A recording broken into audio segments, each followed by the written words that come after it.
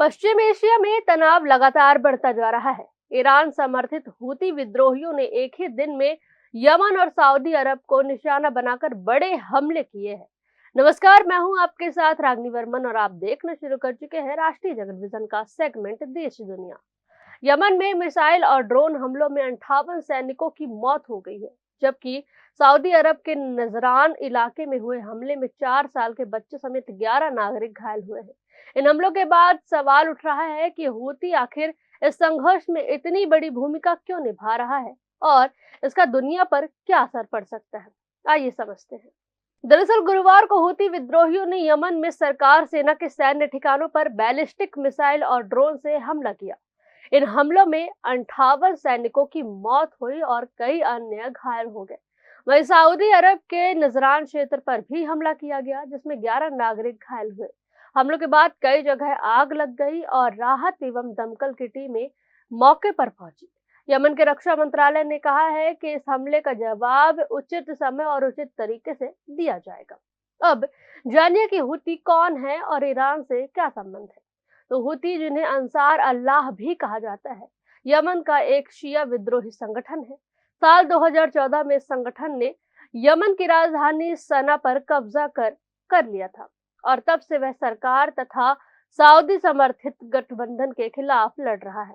America और उसके सहयोगी देशों का आरोप है कि ईरान हूती विद्रोहियों का हथियार, ड्रोन और मिसाइल तकनीक उपलब्ध कराता है। यही वजह है कि जब भी ईरान पर सैन्य दबाव बढ़ता है तो हूती अपने हमले तेज कर देते हैं। लेकिन पश्चिम एशिया का यह तनाव अब सिर्फ यमन या सऊदी अरब तक सीमित नहीं रह गया है। हॉर्मुज स्ट्रेट और बाब अल मदेब जैसे महत्वपूर्ण समुद्री मार्गों पर जहाजों की आवाजाही तेजी से घट रही है। विशेषज्ञों का मानना है कि यदि इन समुद्री रास्तों पर संकट गहराता है तो कच्चे तेल की आपूर्ति प्रभावित होगी और दुनिया भर में महंगाई बढ़ सकती है।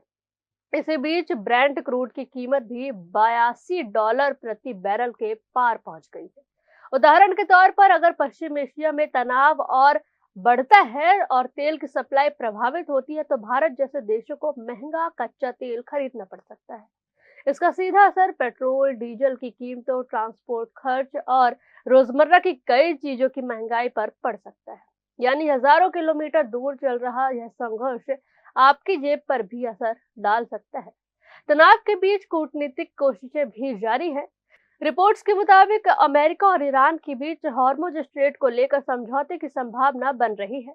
अमेरिकी राष्ट्रपति डोनाल्ड ट्रंप ने भी दावा किया कि ईरान बातचीत चाहता है और दोनों पक्षों के बीच सकारात्मक प्रगति हुई है। उधर प्रधानमंत्री नरेंद्र मोदी और इजरायल के प्रधानमंत्री बेंजामिन नेतन्याहू ने भी पश्चिम एशिया के हालात पर फोन पर चर्चा की है। यमन और सऊदी अरब पर हुए ताजा हमले इस बात का संकेत है कि पश्चिम एशिया का संकट और गहरा सकता है।